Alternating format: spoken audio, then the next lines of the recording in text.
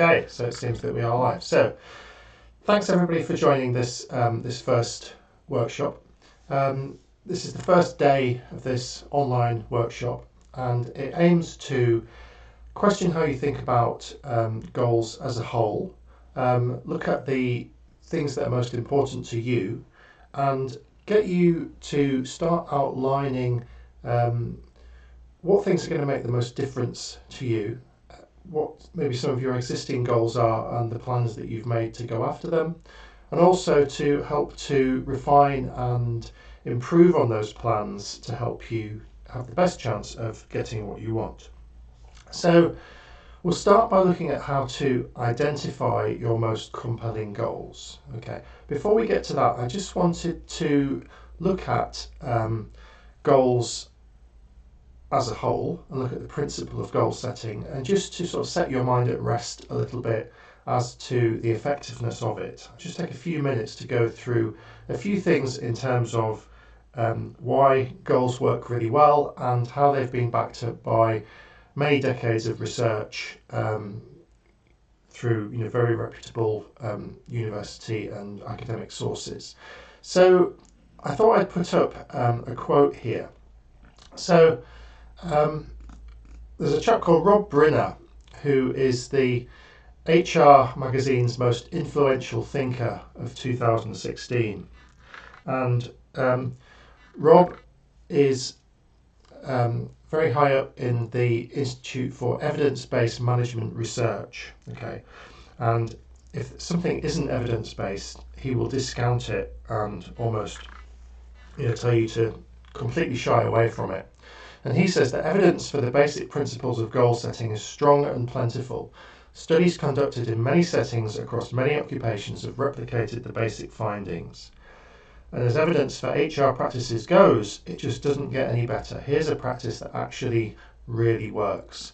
So I think that given his background and his specific interest in the rigors of research, if you like, here's something that you can really you can really sort of believe in. You can believe in the soundness of goal setting as something that is effective.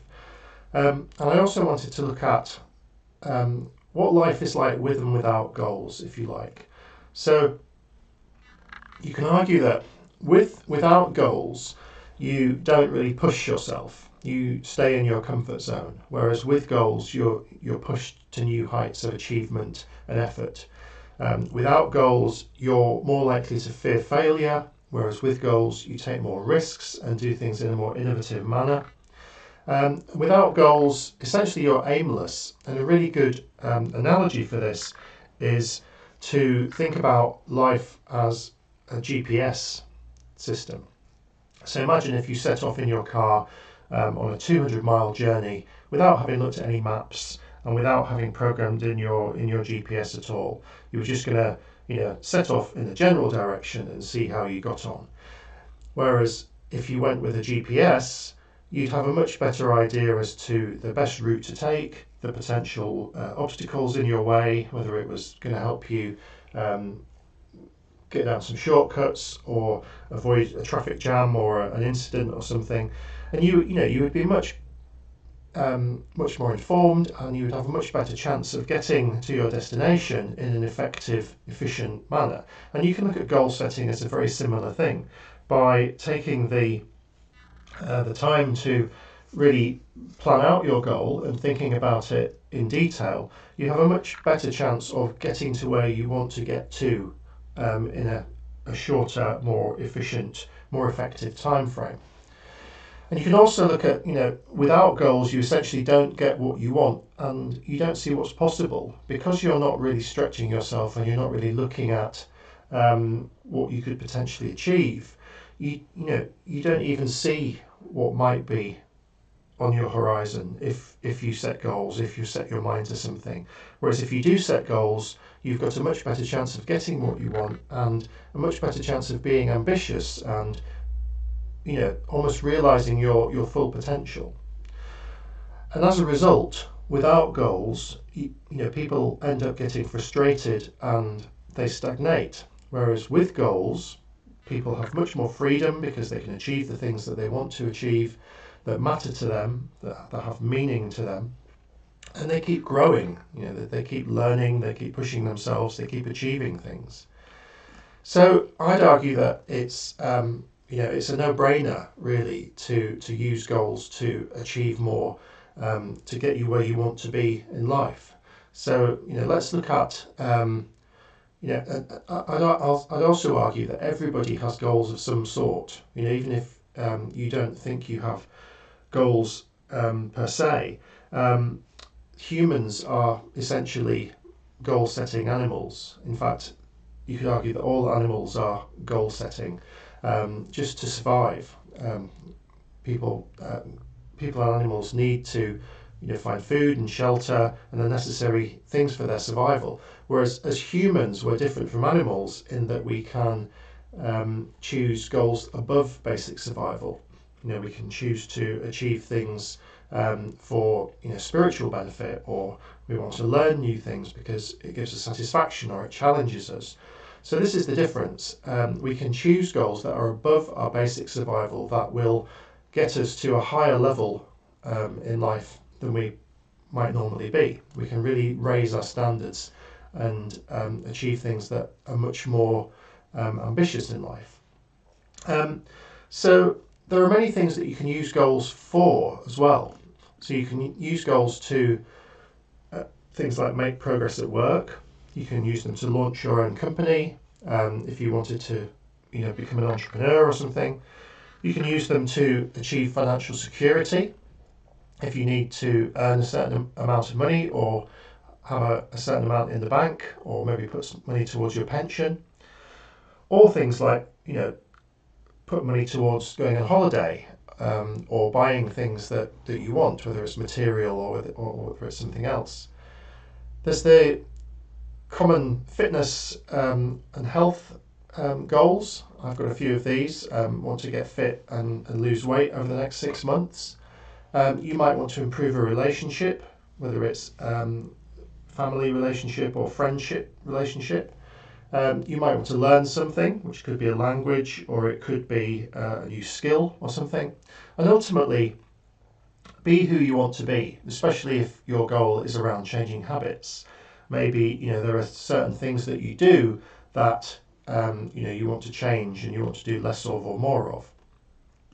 So in terms of how we go about thinking about these goals, how we go about identifying goals that are important to us, the first thing to do is to really ask ourselves a lot of searching questions. And these could be included as, what are the most important things to you in your life? What are the things that you spend time thinking about? What are the things that you spent your time working on or dreaming about? Maybe, when you get a spare moment, you might daydream about something. And think about maybe what you would like to improve. What would you like more of, or what would you like less of? What would you like to change, if you like? What aspirations do you have in life? Do you want to, whether it's in your career, is there a certain career or a certain position you want to attain? Is there a certain financial aspiration that you have? Is there an achievement that you're looking for?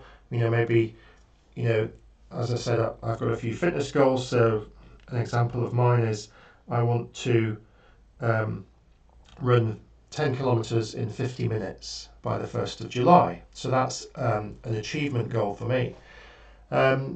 Maybe there's some habits as well. So, an example of a habit change that I want is to stop eating as much sugar and as much desserts and things like that, so that I can lose some weight. Maybe cut down my alcohol intake, so I only drink at the weekends. Things like that.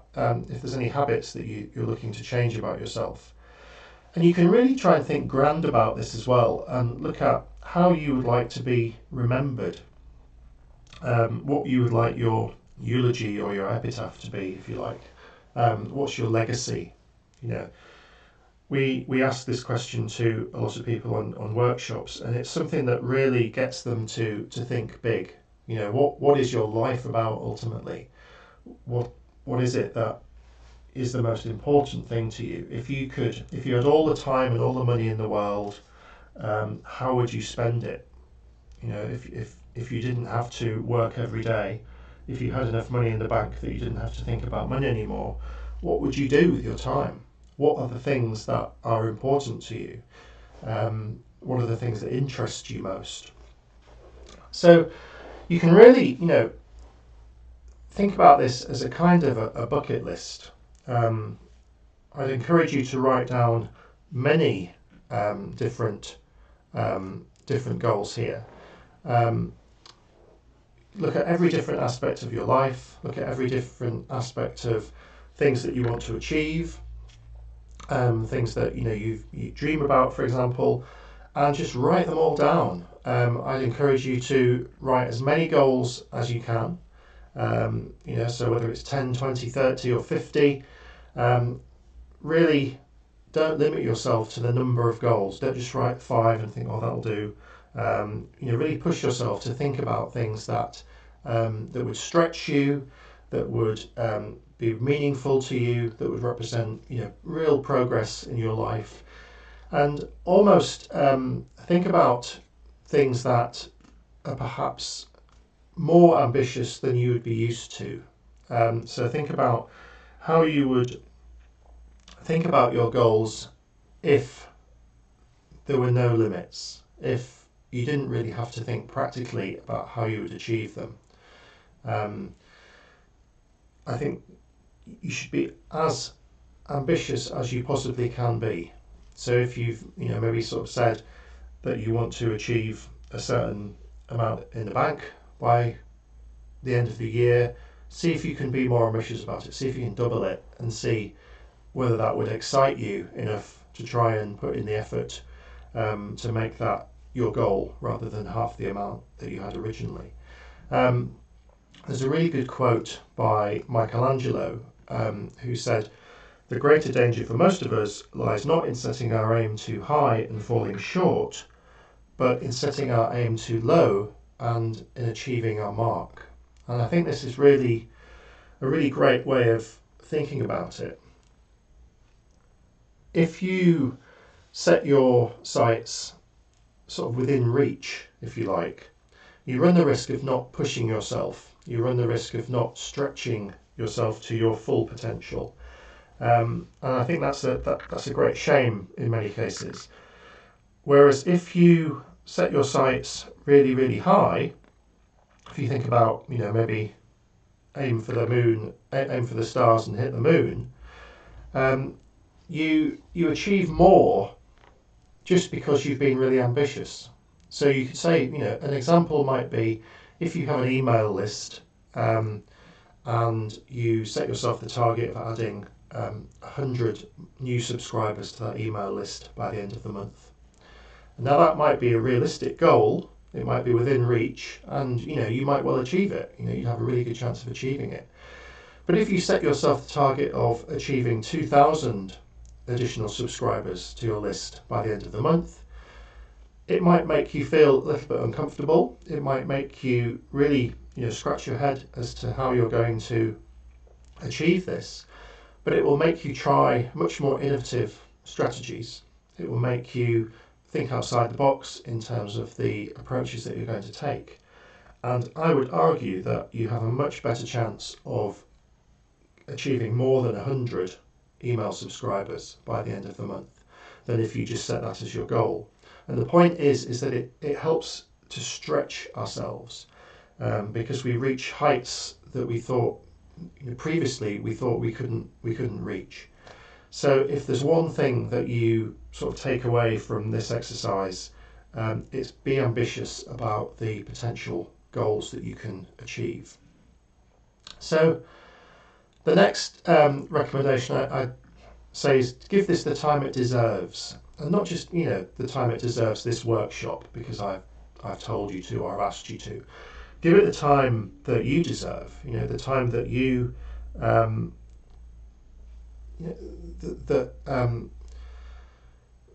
almost like this is what you need to sort of give it yourself this time to plan things that are really important to you, to plan things that that are going to make the difference. And you can't achieve it by just taking 5 minutes to think about your life's goals or your most important goals. You really need to take, as I said, 30 minutes, perhaps longer. Shut yourself off from distractions. Think about how you can really deeply focus on what is important to you, and almost sort of get really sort of inside your brain as to what it is that is really going to make the difference, and give it the time and the attention and the focus that you deserve to really have the opportunity, the luxury, if you like, to think about your most ambitious, most far-reaching, most exciting goals. Give yourself the gift of just spending a little bit of time thinking about that. The next piece of advice I give is to write everything down. And I'd argue that you can achieve a lot more by writing things down in an active way as you think about them.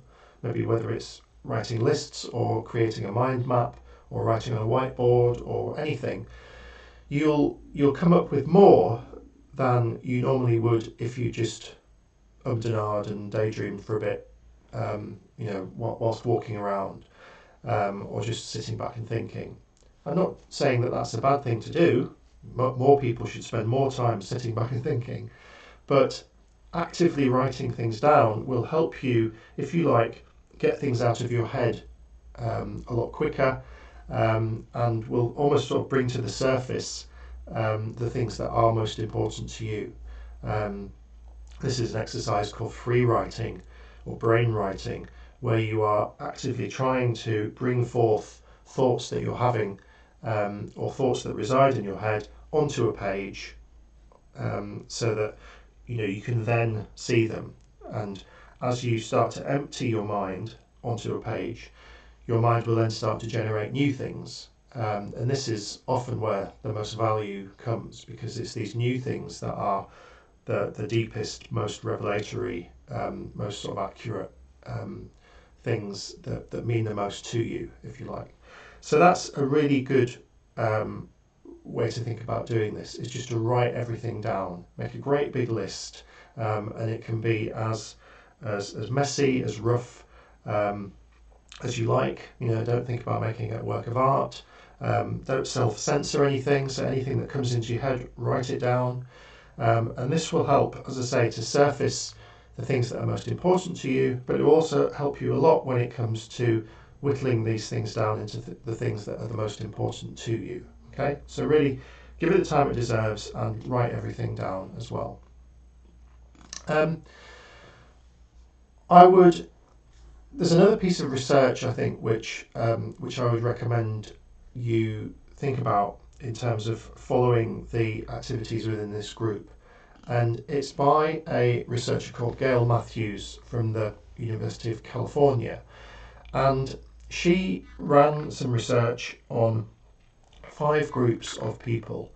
And the first group, she just asked to think about their goals. Think about some goals that are important to them.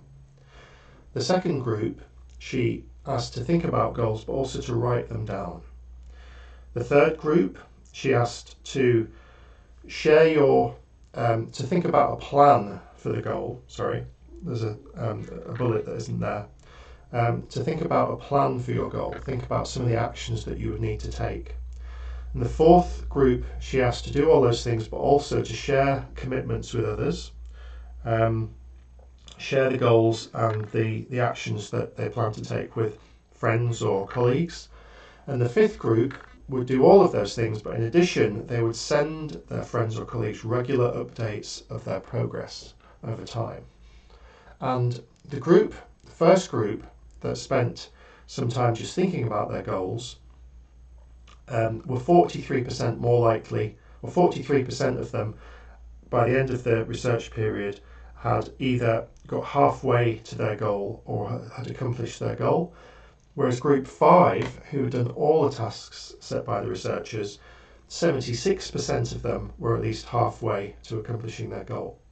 So just by a few simple actions, writing things down, putting a plan to them, sharing commitments and sending updates to others, you've got a much better chance of sticking to your goal and sticking to your plan.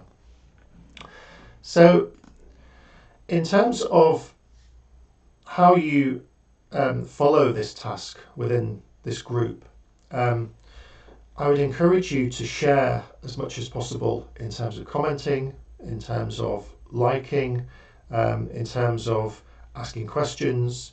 It will help you to more actively think about the goals that are most important to you. And often we can work in a little bit of an echo chamber if we work on our own. So sometimes it's good to get feedback from others about how you're progressing on a goal, your plans to achieve something, or you might get inspiration from others and take a goal of theirs as something that could be really important to you as well.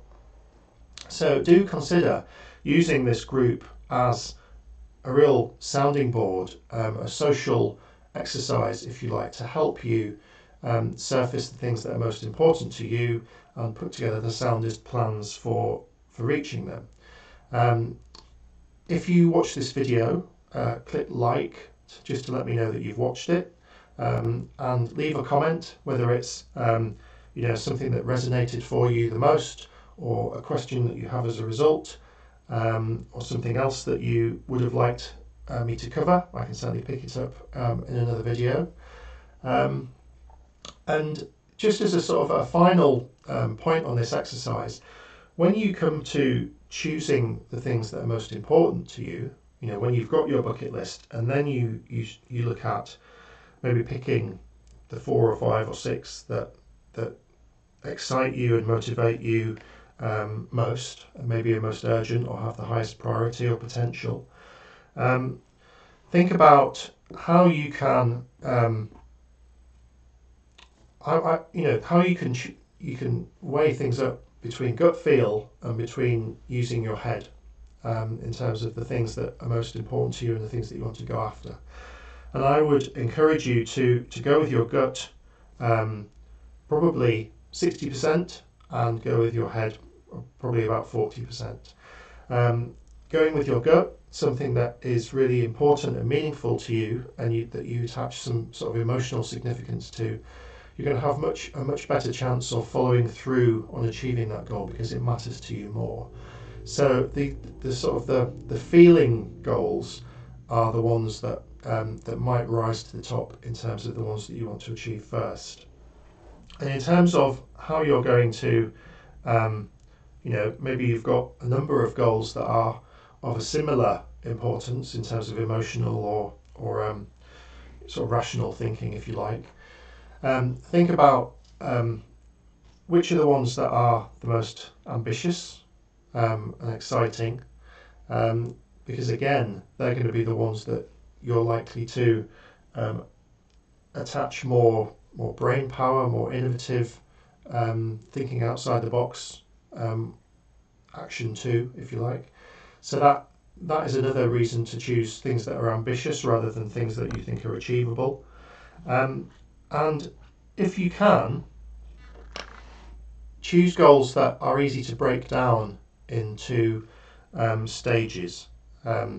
So sometimes, although setting yourself a big 5-year goal, something that's really ambitious and really quite of a certain magnitude in terms of importance to you and something that you can achieve, while that might be great, setting something that's a long-term goal without having any obvious stages to break it down, it can make you lose urgency in terms of how fast you're working to achieve that goal and the actions that you're taking. I think that sometimes it's much more useful to break things down to 6 months or even less, maybe 3 months.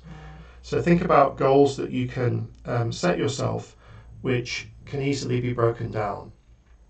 And again, if you have trouble with any of these things, just post a comment in the box underneath this video, and we can certainly look at helping you to choose your goals, the ones that are going to be most effective for you, and the ones that you might want to start working on over the next few months. And as a final point, if you already have goals, and I can see from feedback already received from the group that some people have goals that they're working on already, I would still encourage you to use this task to try and surface some other things, but also it might help you refine and add a bit of detail or add another component or dimension to a goal that you're working on at the moment. So really, as I said earlier, try and give this the time and the focus that I think a task like this deserves for you, and see what you come up with. It's only the first day of the workshop. We've got plenty of time to work through these things. So as I said, be ambitious, but don't sort of weigh yourself down in thinking about whether something is achievable or not. Don't weigh yourself down in thinking about plans yet.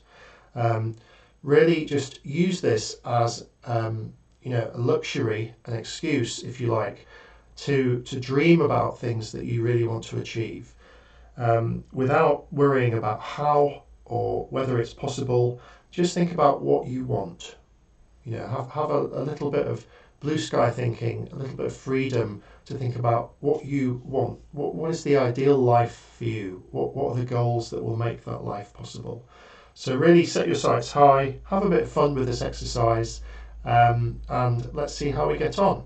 And I'll be in and around the group for the rest of the day commenting. Otherwise, I'll see you tomorrow with another video, which is where we'll start to define and refine your goals and look at doing things like adding some measurement to them, putting them through our smarter goal setting framework, for example. So thanks for watching. Leave a like just to let me know that you've watched the video, and I'll see you tomorrow. Thank you.